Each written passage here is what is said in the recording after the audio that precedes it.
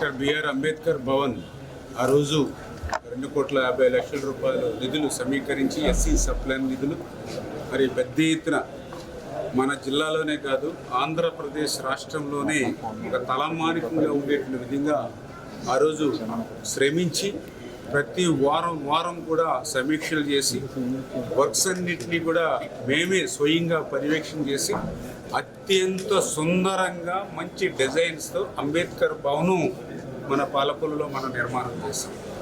ఈ అంబేద్కర్ భవన్ అనేది 30 సంవత్సరాల కళ. ఎందుకంటే నేను చిన్నప్పుడు బీఆర్ఎం హై స్కూల్లో చదువుకోవడానికి సైకిల్ మీద వెళ్ళేటప్పుడు కూడా ఏదైతే మొండి ఫెల్లర్స్ మాత్రమే వేసి వదిలేసినటువంటి పరిస్థితి. నేను అనుకునేవాడిని ప్రతి నాయకుడు కూడా దళితుల ఉద్ధరణ కోసం పనిచేస్తాం, సంక్షేమానికి అభివృద్ధి పనిచేస్తామని స్పీచ్లు ఇస్తారు, కానీ స్వయంగా అంబేద్కర్ భవనే నిర్మాణం చేయలేకపోతున్నారు ఏంటని నేను చదువుకున్న రోజుల్లో అనుకునేవాడిని.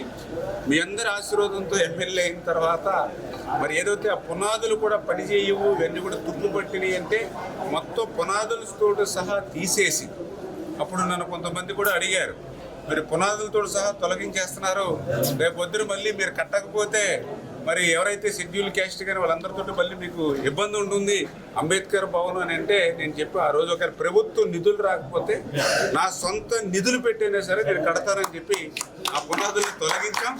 అన్న మాట ప్రకారమే ప్రభుత్వం నుంచే నిధులు తెచ్చి మరి ఈరోజు సుందరంగా మేము నిర్మాణం చేస్తాం. ఆ రోజు 2019లో ఎంత దురదృష్టం అంటే ప్రభుత్వం మారిన తర్వాత గత 5 సంవత్సరాల పాలనలో కనీసం మేము కట్టినటువంటి భవనానికి రంగులు కూడా వేయనటువంటి పరిస్థితి.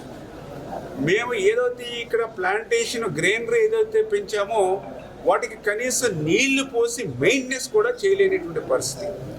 ఏదైతే ఇక్కడ 4-5 సంవత్సరాల వాడుకలో అటు టైల్స్ కానీ లేదంటే ఇక్కడ ఏదైతే వంట చేసుకోవడానికి చిన్న ఆ షెడ్ కానీ, అదేవిధంగా టాయిలెట్స్ క్లీన్కి చిన్న రిపేర్స్ కానీ, అదేవిధంగా ఏదైతే హాల్లో ఫర్నిచర్ కానీ రూమ్స్లో ఫర్నిచర్ కానీ ₹1 అంటే ₹1 కూడా 5 సంవత్సరాల్లో జనరేటర్ను కూడా ఏర్పాటు చేయలేనిటువంటి పరిస్థితి. మళ్ళీ ఈరోజు మళ్ళీ ప్రజాప్రభుత్వం తెలుగుదేశం, జనసేన, బీజేపీ ఈవేళ ఎన్డీఏ ప్రభుత్వం అధికారంలోకి వచ్చాక మళ్ళీ వెంటనే ఈవేళ రంగులేస్తాం.